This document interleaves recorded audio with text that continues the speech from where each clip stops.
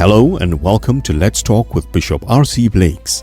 R.C. is an author, empowerment teacher, and the proud pastor of the New Home Ministries of New Orleans, Louisiana and Houston, Texas. His message circles the globe. His conversational and candid approach to challenging content makes him a relevant voice to all generations. Get ready for a life-changing transformational conversation.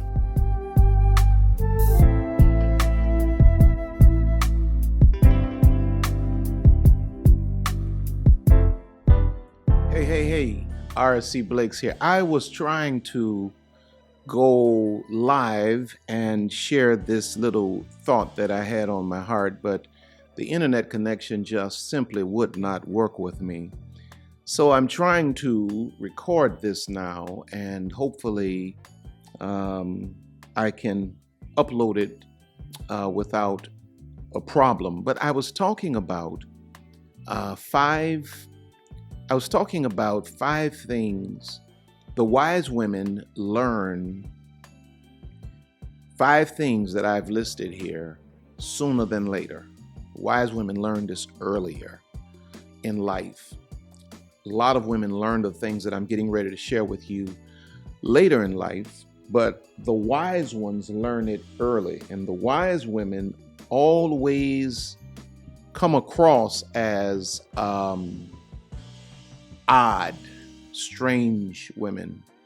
The wise women are those that many times don't get a lot of reaction out of common men, the wise women. Now, the 5 things that I've listed are, number 1, they get in touch with themselves. They understand that getting in touch with themselves is more important than being connected to someone else. Most women have been engineered, raised from little girls to believe that their only value is based in their relationship with a man. And so for most women, the idea of self-awareness, self-love, self-discovery is foreign. It's because most women have spent their entire lives from little girls in pursuit of someone else, losing themselves, never really figuring out what their personal goals are. The world says, well, your only goal as a woman should be to have a man. And that's a wonderful experience, but even in terms of having a man, to do that properly means that the woman should have first discovered who she is. She has to have a personal relationship with herself and with the Creator before she can adequately even choose a man. Most women are out here choosing men before they've chosen themselves. And so the wise ones learn that I need to slow up on the relational stuff. I need to slow up on, trying to choose a man, trying to have sex and, trying to be the hot girl and all of that. And I need to really sit down and figure out, what are my dreams? What are my desires? What are my gifts? What are my strengths? What are my weaknesses that I need to improve upon? Who am I fundamentally? The wise ones learn that. And so while the wise ones are busied with self-discovery, self-development, self-love, self-acceptance, those that are struggling with broken consciousness are out here pursuing one man after another, relationships never working, and they're constantly, just increasing their body count. And then they get to a point where, they say to one another, oh, it's so cool for you to have as many men. Men do it all the time. As if, one woman said to me recently, because I made a statement that women just shouldn't be dirty like men. you can't, women and men are, I mean, a woman is the most precious thing God made. A woman should not be dirty like a man. A woman said to me, I'm antiquated and I need to, elevate my way of thinking, because I said a woman should not be dirty like a man. But when you've not really gotten in touch with yourself, you begin to make allotments for your failures, and you begin to, give yourself a, leeway to make all of these mistakes, because instead of saying, man, this was an error, this was a mistake as a woman, I should have never done this, and now let me reverse this, we have a generation now that's trying to justify it and trying to make it right, that you don't have a clue who you are, and you're out here running behind someone else. You've completely lost you in pursuit of someone else. The wise ones learn earlier that it's futile. It's futile. It's a waste of time to pursue other people before you have a firm handle on you. And you will always be victimized, taken advantage of by others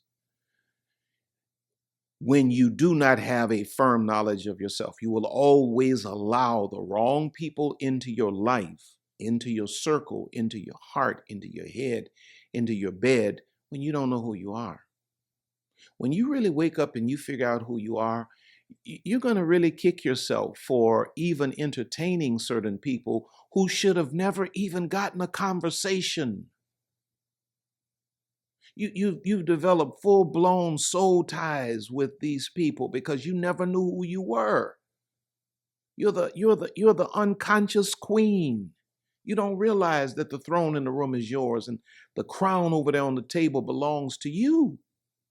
And so you entertain inferiors because you never learned that getting in touch with yourself is the most important thing. The second thing I put on this list is the wise women learn this sooner than later. The man that is your type rarely turns out to be your husband. And sometimes you can marry your type, and then you discover after you've married your type that your type is not your husband. You see, because what it takes, usually when we talk about type, probably 99.9% of the time, when we talk about type, we're talking about sexual attraction, mostly. That's pretty much what we're talking about.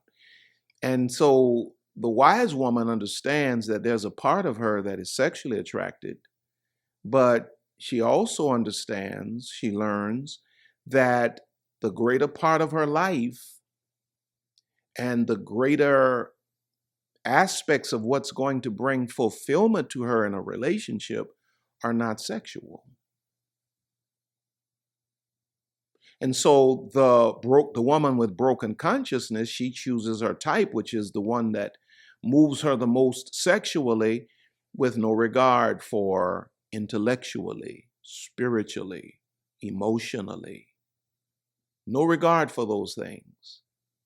She's going purely off of type. Now, she's usually drawn to a guy that has a little edge, which means he has a little bad boy in him. He's a little unpredictable. He's a little radical. He's probably a little irresponsible. She's attracted to all of that. And then she marries this man, and he is who he is, and he brings who he is into the marriage, and she discovers that when she gets into the marriage and she begins to have kids, that now she needs a man that's communicative. Now she needs a man that's not so edgy, not so difficult, not so bad. She needs a guy that's a little more sensitive. You see, when she was dating and trying to choose a mate, a sensitive guy was unattractive. She needed a guy that, was a little insensitive. That turned her on sexually, which, is what it is. But the wise ones learn that there's going to be more to life than sexual attraction. And you're going to have to choose a man that's a little more, or should I say a lot more than just your type. I was preaching about Samson, the biblical character Samson, and one of his major weaknesses was that he continued to choose the wrong kinds of women. He kept choosing his type of woman. His parents were trying to get him to choose a certain kind of woman that would have matched his values, his future, his spirituality, and all of that, but that wasn't his type. So he kept going after his type, and his type of woman kept betraying him until his type of woman destroyed him. See, his parents were trying to get him off of type. Stop choosing your type of woman, and they were trying to get him to choose a woman of his kind. And you see, the wise woman learns that every man that's her type is not necessarily her kind. And so there are guys that have all of the physical and the swag and all of these other things that women are naturally drawn to in a man, but the wise ones shift gears and elevate their consciousness, and they say, well, it's cool that he has all of that, but what am I going to need? Okay, I'm 25 now, I'm 30 now. What am I going to need at 45, 50? What kind of man am I going to need once I have children and my body's not, just banging like that because his children have stretched my body out of shape, and maybe I'm struggling to pull it back. What kind of man am I going to need when I'm going through menopause? When I'm getting to an age where the world around me says that my value is at an all-time low because I'm at a certain age, and though he's maybe my age or a few years older, they say he's distinguished. What kind of man am I going to need? Am I going to need the kind of man that I call my type right now? Or am I going to need a man that's my kind? You see, wise women make the distinction and understand that you're going to have to make long-term relational decisions based on more than superficial, temporary.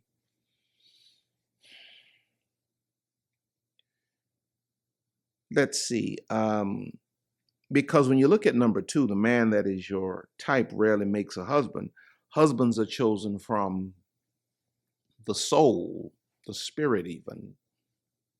You see, your type is just a figment of your flesh. It's just a product of your carnality, your type. You know what I'm saying? It's what moves you. But when you start talking about a husband, now you as a woman, you're looking deeper than just your type, and now you're searching for your kind. What kind of man is this? Does he match my spirit? Does he match my future? Does he match my approach to life? I need a man that's my kind. The wise ones learn this sooner than later. Number 3. Wise ones learn this sooner than later. The wise women learn this. Number 3, wasting your youth on things that really don't matter comes with a severe price. Now, what do I mean by that? Wasting your youth on things that don't really matter. Wasting your youth on sexual escapades. Is that the way? Escapades? Yeah, I think that's it. Wasting your youth on sexual escapades, just running around being as free as you want to be sexually, and as a consequence, making a bunch of babies that you shouldn't have been making. Having to raise children without fathers because the man you made the babies with was never a father. He was just a spring break type cat. What do I mean by wasting your youth? Clubbing all of your clubbing your youth away, drinking your youth away. Here you are, 30 years old now, looking like you 45 because you didn't spend so many nights up drinking and in rooms full of smoke, and just, sexual experimentation, time you should have dedicated to self-improvement and increasing, your wifey vibe. You out here exploring, same sex, trying to figure out what that, like, about you are inquisitive or whatever y'all call it. Curious, that's the word. You curious and, all on the gram, running with all of these so-called high profile cats that just got money and, you jet setting and all of this kind of stuff. And here you've wasted a decade and a half of your youth on foolishness. And now you sit and you say, well, now I want a husband. Well, the thing you have to understand about guys that are husband conscious, husband material, they choosing wives pretty much around 25 years old. While you spring breaking, curious, out here free with it. The guys that are husband material are choosing wives 25 to 30 years old. And usually a woman doesn't realize how valuable those years are until she gets to the point where, she's 35, 40 years old and she realizes that there ain't no husbands out here. So then she say, ain't no husbands out here. No, you were not concerned about a husband when you should have been concerned about a husband. Now we got to believe God to raise a man up, to change a man's heart. And God is doing all of that. But wise women learn this sooner than later. That I cannot waste my youth. I gotta apply myself. It's kind of like I say to young men, don't let nobody fool you and make you believe, man, that you should just waste your 20s, squander your 20s buying rims and trying to spending all your money on hotel rooms, trying to sleep with as many women as you can. That's foolishness. A brother should figure out as soon as he possibly can, where am I going in life? What kind of woman am I going to need to get there? Find that woman as soon as possible and apply yourself to growth and development. Don't be like these boys out here wasting up all of their 20s and their 30s. I say to young men the same as I say to young women. The sooner you figure out what's really important, you know who you are. Now it's time to start figuring out if you desire to be married, because you ain't got to be married, but if you desire to be married, you got to figure out who you are. And as soon as you can, present yourself to the world as a wife as young as you can. Because wasting your youth comes with a severe price. The biggest price you pay for having wasted your youth is to wake up one day in the future and realize that the pickle I'm in, I put myself in because of a lack of wisdom. Because in a lot of cases, you didn't have fathers to tell you better, or you had fathers that told you and you just didn't listen. I have 4 grown children, 3 grown daughters, and I know how hard-headed daughters can be.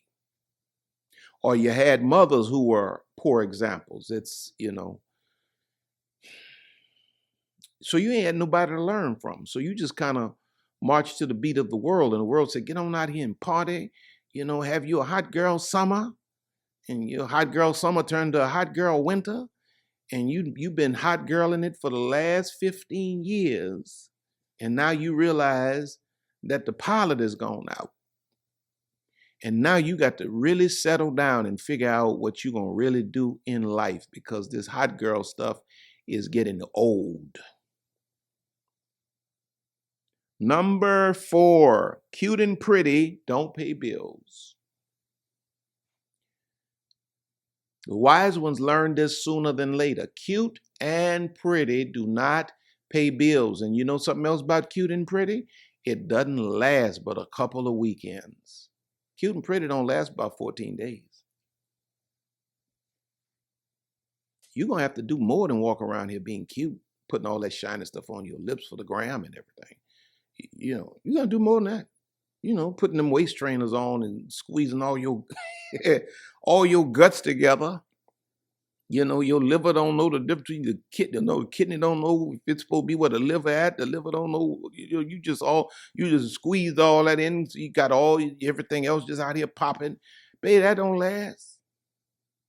That don't last. You ain't applying yourself to. You spending all this money on the MAC makeup and all of this other stuff y'all getting. And you know, hey, I ain't mad at you, but you got to invest in your brain at a certain point, because intelligence is beautiful for life.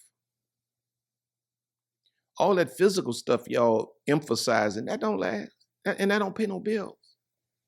And see, when you're young, you know, you may get a dude here or there that you know, might pay for you to do whatever, but you know, usually they want sex for the little money they give you. It ain't like my generation. You know, my generation, back in my day, you know, dudes would take care of women. You know, because we found our manhood in that. This is a whole different generation y'all dealing with now. And so if you ain't prepared to take care of yourself, you're gonna be out here struggling. And if you done spend all of your life, you haven't applied yourself educationally, you haven't applied yourself to business, you've done nothing to improve your personal financial position, you're gonna be in trouble. Because cute and pretty don't pay no bills, and cute and pretty don't hang around long. Cute and pretty are not residents.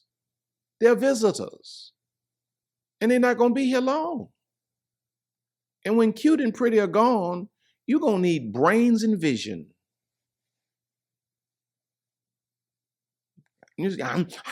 Popping that gum and all that shiny stuff on your lips is going to be over. Over. You can't pop no gum with no dentures. They'll come out. You're going to have brains and vision. What do you know and where are you going? You see, when you become a woman that you've really mastered your own mind, you've elevated your own thinking, and you have a clear vision, you know where you're going, babe, you ain't got to stoop and bow to nobody at no season in your life. But the wise ones understand this. They work on their brains. They work on their business. They work on their vision. And they boss up. Come on now. And when I say boss up, I'm not talking about they walking around in masculine energy and don't know how to let a man be a man. No, I mean that they put themselves in a position where they ain't never got to be sleeping with no man just because they need him to pay their rent.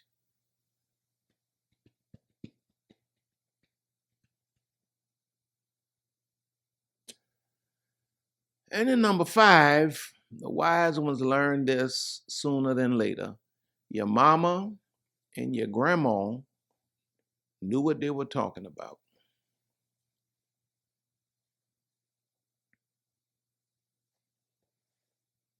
See, it's bad to wake up, you know, at 50 years old and say, man, my mama sure knew what she was talking about. Babe, you could have learned that 25 years ago. Because in life, we learn either through what? We either learn through safe instruction or we learn through harsh experiences. The wise women learn from the safe instruction. Like there's some that are listening to me now, and you're going to find a reason to tell me about why I don't need to be talking to no women and I'm a man, I don't know nothing and all of that. I know about men. And y'all clearly don't know nothing about no man the way y'all are out here being played by these dudes. How many of y'all out here got clowns and crowns? You PhD woman manipulated by a GED man. Don't tell me about what I don't know. I know about men. Some of y'all will listen. Most of y'all will listen. Some of y'all not. Those of y'all that choose not to listen, I'll be here when you get through with your harsh experiences, and I'll be here waiting on you to come back and say, I apologize. You showed me what you were talking about. You knew what you were talking about 20 years ago. I was 20 years old when I first heard you, and I said you didn't know what you were talking about. Now I'm 40. But the wise ones learn that mama and them knew what they were talking about.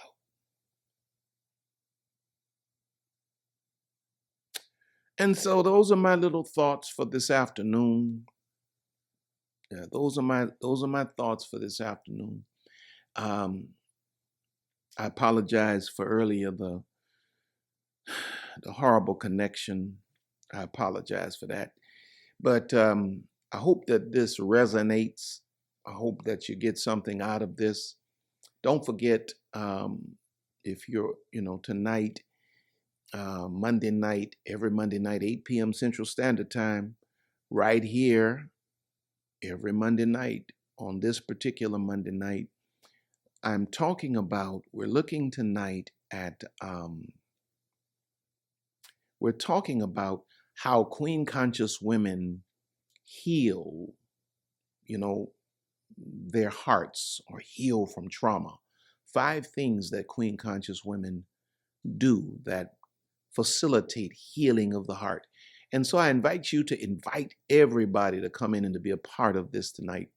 It's going to be absolutely amazing. Now, I love you. Don't forget to go to rcblakes.com, sign up for the mailing list, check out the online programs. If you need counseling of any kind, BetterHelp Counseling, you can look in the description and you'll see a link for BetterHelp Counseling. If you engage that link, BetterHelp will give you 10% off of the cost of the counseling, and in return, they'll make a deposit into RC Blakes Ministries for my referring you to them.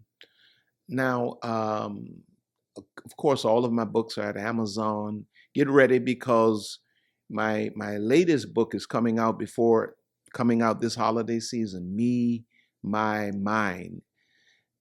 Spiritual perspectives on narcissistic abuse and how to survive it. I want you to get ready, because that is going to be an amazing addition to my books. I've written Queenology, Father-Daughter Talk, Wisdom for Women in Ministry, Soul Ties, Imperfectly, Holy. So, various subject matter. But the narcissism thing is something that God had me studying some time ago. And the book has been written, but we're finally releasing it. Due to COVID, we could not find the people to put it together, but we thank God his timing is perfect. So I love you. I want you to have an amazing evening, amazing afternoon. And don't forget to meet me tonight, 8 p.m. Central Standard Time. It's going to be awesome. You're on top, you're going higher. God has more in store for you. So guess what? I will see you at the top. God bless you. Until next time.